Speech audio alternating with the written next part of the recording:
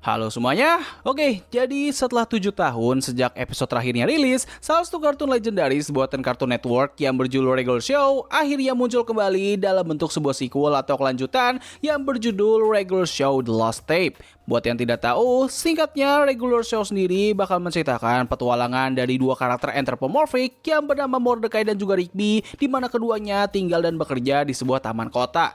Nah, hal yang menjadi daya tarik atau keunikan dari kartun yang satu ini adalah setiap petualangan mereka itu pasti bakal berujung dengan sebuah konflik dengan skala yang sangat gila dan juga absurd. Ambil contoh, pada awal cerita konflik mereka bakal berkutat kepada siapakah yang akan membuang sampah, lalu pada klimaksnya mereka bisa saja akan berhadapan dengan sosok dewa atau iblis yang mengancam tempat tinggal mereka. Sebuah premis yang jelas sangat absurd dan juga over the top, namun hal inilah yang membuatnya menjadi sangat unik dan digemari oleh banyak orang. Bahkan saking populernya, Regular Show sendiri seringkali mendapatkan julukan sebagai The Big Three-nya Cartoon Network bersama dengan dua kartun populer lainnya, yaitu Adventure Time dan juga Amazing World of Gumball.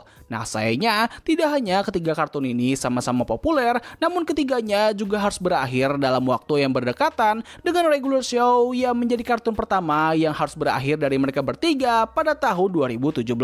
Meskipun sudah berakhir dengan konklusi yang sangat memuaskan dan juga spektakuler, tapi tentu masih ada banyak fans di luar sana yang mengharapkan kembalinya kartun legendaris ini. Nah, secara teknis, keinginan tersebut seharusnya sudah terpenuhi pada tahun 2020-an karena pada tahun tersebut terdapat dua medium yang bisa menjadi obat atas kerinduan para fans dari kartun ini, yaitu sebuah komik yang berjudul 25 Years Later dan juga sebuah serial animasi yang berjudul Close Enough. Sesuai dengan namanya, 25 Years Later sendiri merupakan cerita kelanjutan yang berlatar waktu 25 tahun pasca cerita terakhir dari kartun ini. Gue sendiri masih belum sempat untuk membaca komik tersebut, namun dari yang gue ketahui adalah dalam komik itu, Mordecai dan juga Rigby sedang melakukan sebuah reuni dan terjadi sebuah masalah di mana keduanya tiba-tiba menjadi muda kembali dan harus menyelamatkan anak-anak mereka yang telah diculik. Nah, untuk Close Enough sendiri, itu merupakan sebuah serial animasi yang dibuat langsung oleh kreator dari Regular Show, yaitu J.J. Quintel, yang menceritakan petualangan dari seorang pasangan muda bersama dengan anak perempuan mereka. Serial ini bukanlah kelanjutan langsung dari kartun Regular Show, tetapi kartun ini mengambil latar dunia yang sama seperti kartun tersebut. Tidak hanya itu saja, kartun ini juga memiliki visual dan desain karakter yang sama persis seperti Regular Show, namun dengan tingkat keabsurdan yang lebih rendah, serta animasi ini memiliki target penonton orang dewasa. Jadi ya, konten yang disajikan oleh serial ini tentu bakal lebih eksplisit daripada kartun pendahulunya, walaupun tidak se-hardcore dan se-edgy seperti kartun dewasa di luar sana. Gue sendiri gak tahu pasti bagaimana tanggapan para fans soal komik lanjutan dari Regular Show, namun untuk Close Enough sendiri, kartun ini terbilang cukup disukai oleh beberapa fans. Tapi sayangnya, umur dari kartun yang satu ini tidak bertahan lama, karena pada tahun 2022, Close Enough terpaksa harus berakhir di season ketiga, dikarenakan jumlah penonton yang tidak sesuai dengan apa yang diharapkan. Setelah kartun itu tamat, para fans masih terus mengharapkan adanya kelanjutan dari serial animasi Regular Show. Dorongan tersebut akhirnya menjadi semakin besar lagi dikarenakan rekan sesama Big Three mereka, yaitu Adventure Time, itu masih terus mendapatkan cerita baru lewat perilisan Adventure Time Distant Land dan juga serial spin-off Fiona and Cake. Nah, untungnya pada tahun 2024, para fans akhirnya mendapatkan kabar yang sangat baik karena kartun kesayangan mereka diumumkan akan mendapatkan sebuah serial baru yang berjudul Regular Show The Lost Tape. Salah satu alasan kenapa animasi ini akhirnya bisa dibuat adalah karena beberapa pihak dari Warner Bros. Melihat kalau animasi ini masih sangat populer bahkan setelah bertahun-tahun telah berakhir. Kepopuleran dari kartun ini lewat video-video pendek di berbagai sosial media akhirnya mendorong atasan dari perusahaan tersebut untuk mengkapitalisasikan fenomena ini. Selain dari keinginan perusahaan, ternyata J.J. Quintel sendiri juga ingin membuat animasi ini sejak lama. Menurut wawancara yang dilakukan oleh Variety terhadap J.J. Quintel, beliau mengatakan kalau pada awal perilisannya, Regular Show memiliki nuansa dan juga lelucon yang jauh lebih liar. Mereka terbilang sangat berani pada masanya karena berusaha untuk menembus batasan antara kartun anak dengan kartun dewasa. Nah, tapi seiring berjalan waktu, Cartoon Network merasa kalau lelucon tersebut mulai kelewatan batas hingga mereka pun akhirnya meminta Quintel dan timnya untuk menurunkan tingkat keejian dari animasi ini. Dikarenakan hal itulah, Quintel berkeinginan keinginan untuk bisa membuat kembali kartun regular show yang memiliki nuansa yang seliar seperti kartun ini pertama kali muncul. Nah, lalu 2 tahun pasca pengumuman itu, kita pun akhirnya bisa mendapatkan animasi terbaru ini pada tanggal 11 Mei kemarin di layanan streaming HBO Max. Menurut kabar yang gua ketahui, animasi ini seharusnya memiliki 30-40 episode, namun untuk sekarang hanya ada 10 episode saja yang telah selesai dikerjakan dan mereka hanya baru merilis 5 episode pertama di HBO Max Amerika, sedangkan untuk di server Asia, kita hanya baru mendapatkan 3 episode saja. Alasan dibalik keputusan ini adalah karena pihak Warner Bros ingin melihat apakah animasi ini memiliki performa yang diharapkan atau tidak lewat perilisan 10 episode pertama. Apabila berhasil, maka mereka akan menghubungi JJ Quintel kembali untuk bisa melanjutkan serial ini. Keputusan ini jelas cukup menyebalkan, hingga bahkan Quintel sendiri menyebutkan kalau dunia entertainment saat ini terasa sangat singkat dan terpotong. Hal ini terlihat jelas lewat perkembangan dunia animasi barat saat ini, di mana kita sudah hampir tidak pernah menemukan adanya suatu serial animasi yang memiliki jumlah episode lebih dari 10 atau 12 dalam satu seasonnya. Berbeda dengan zaman dahulu, di mana serial animasi bisa memiliki lebih dari 20 episode per seasonnya, di zaman sekarang, para perusahaan, terutama yang memiliki platform streaming, hanya bisa memberikan jatah penayangan dan waktu yang lebih terbatas untuk sebuah serial animasi.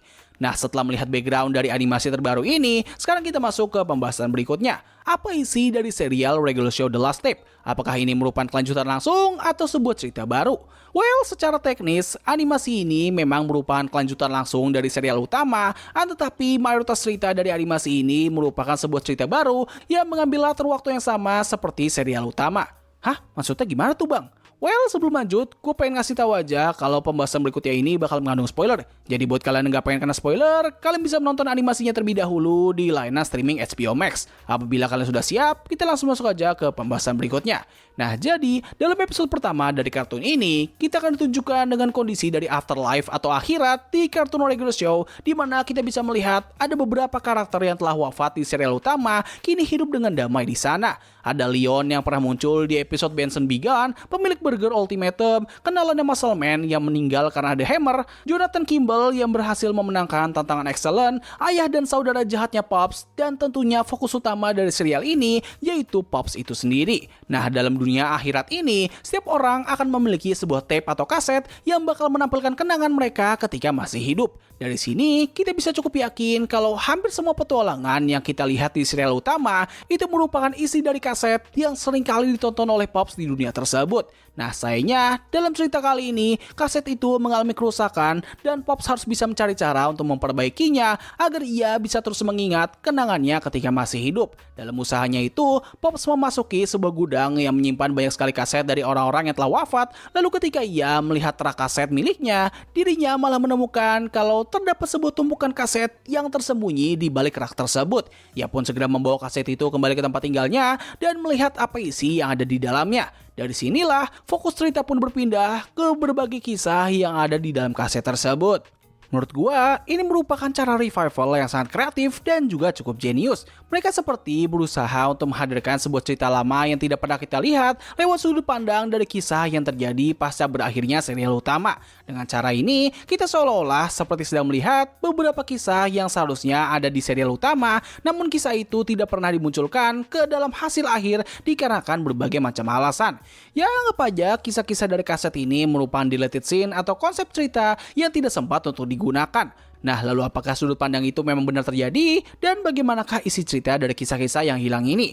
Well, pertama gue harus mengatakan bahwa cerita terbaru ini masih terasa seperti cerita yang ada di serial utama. Beberapa cerita bahkan membawa kembali beberapa formula yang pernah digunakan dalam serial pendahulunya, seperti episode kedua di mana mereka menggunakan format cerita berupa Benson yang ingin memberikan pelajaran kepada Mordecai dan juga Rigby, ataupun episode ketiga di mana mereka membawakan konsep dunia yang memiliki lapisan terdalam seperti ketika Mordecai dan juga Rigby mencoba donat yang super manis.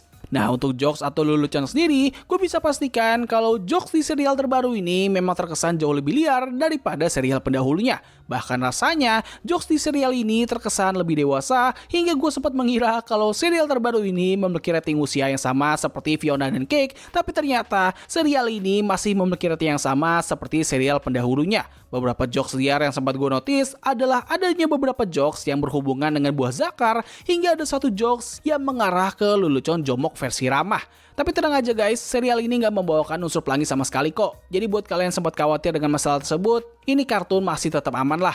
Nah, untuk kualitas animasinya sendiri, gue melihat kalau ada cukup banyak orang yang mempermasalahkan aspek ini ketika teaser atau trailer pertama dari animasi ini rilis. Baik yang mempermasalahkan kalau pergerakan animasi dan juga visualnya itu terkesan lebih halus ketimbang serial pendahulunya, yang mana hal itu sempat menimbulkan kesan aneh dan tidak nyaman. Jujur, gue pribadi sempat merasakan hal tersebut pada saat menonton video teaser dan juga trailer, tapi ketika gue menonton full animasinya, gue hampir tidak merasakan masalah tersebut. Gue seperti sudah merasa terbiasa dengan tampilan dan gaya animasi terbaru ini, hingga gue hampir tidak menemukan adanya perubahan sama sekali. Buat yang bertanya, kenapa hal ini bisa terjadi? Well, gue sendiri masih belum bisa menemukan jawaban yang pasti, namun banyak fans berspekulasi kalau ini semua disebabkan karena alat-alat animasi yang mereka gunakan untuk serial pendahulunya itu ditinggalkan di kantor lama, dan kini mereka harus menggunakan device baru yang lebih canggih yang membuat animasi ini lebih terlihat seperti animasi digital. Buat yang tidak tahu, Cartoon Network sendiri sebenarnya masih ada, namun mereka telah meninggalkan gedung lama mereka untuk dipaksa bergabung dengan divisi Hanna-Barbera Animation. Itulah kenapa banyak orang menyebutkan kalau CN ini telah mati dan tiada, yang padahal mereka sebenarnya masih tetap eksis, namun sudah tidak mandiri seperti dulu. Nah, sebelum masuk ke penutup, ada satu hal yang sempat gue khawatirkan mengenai serial terbaru ini, yaitu mereka akan membawakan unsur atau budaya modern ke dalam cerita. Buat yang lupa, Regular Show sendiri merupakan serial animasi yang mengambil latar waktu yang cukup konsisten, yaitu kisaran tahun 2000-an sampai 2010-an. Dikarenakan hal itulah, kartun ini memiliki nuansa old school atau vintage yang cukup kental, hingga bahkan mereka seringkali menyinggung atau membawa budaya dari tahun 90-an hingga 70-an. Hal ini jelas bakal menjadi masalah kalau mereka mencoba untuk membawakan budaya modern, sama seperti kartun-kartun revival atau long running series yang terus kali mencoba untuk menyesuaikan zaman. Nah, kekhawatiran ini sempat muncul pada episode kelima, di mana mereka membawakan salah satu minuman yang cukup identik dengan zaman modern, yaitu boba. Awalnya gue sempat merasa janggal terhadap episode ini, hingga gue melakukan research bahwa boba sendiri ternyata baru mulai populer pada awal tahun 2010-an. Hal ini pun membuat gue merasa sedikit lega, karena ternyata tren ini masih cukup masuk akal dengan era zaman dari kartun ini. Tidak hanya itu saja, bahkan dalam cerita di episode itu sendiri, minuman boba masih sangat asing bagi banyak orang, dan Mordecai dan Rigby menjadi pihak yang mencoba untuk mempopulerkan minuman tersebut dengan cara yang ya bisa dibilang sangat over the top lah. Jadi ya, sejauh ini gue merasa kalau serial terbaru ini masih bisa mempertahankan nuansa old school mereka dan tidak terbawa oleh tren modern yang jelas sangat tidak sesuai dengan kartun ini. Overall, ini merupakan sebuah revival yang cukup memuaskan dengan cara yang cukup kreatif. Satu hal yang mungkin gue agak permasalahkan dari kartun ini adalah cerita yang mereka hadirkan itu tidak terasa seperti sebuah cerita yang hilang ataupun disembunyikan. Gue sebenarnya lebih berharap agar animasi terbaru ini bisa membawakan cerita yang telah mereka pikirkan, namun tidak pernah bisa digunakan dikarenakan berbagai alasan, entah terlalu aneh atau terlalu liar. Atau mungkin yang lebih menariknya lagi adalah mereka menghadirkan beberapa episode lama dengan tambahan berupa adegan yang seharusnya ada di dalam cerita tersebut, namun adegan itu terpaksa harus diganti atau dihilangkan pada hasil akhirnya. Tapi ya, itu semua hanya pendapat gue pribadi saja. Kalau menurut kalian gimana? Apakah ini merupakan revival yang baik atau tidak? Tulis pendapat kalian. So, mungkin itu saja sih yang bisa gue bahas pada video kali ini. Terima kasih atas waktu yang telah kalian luangkan untuk menonton video gue. Gue undur diri, sampai ketemu lagi di video selanjutnya. Bye!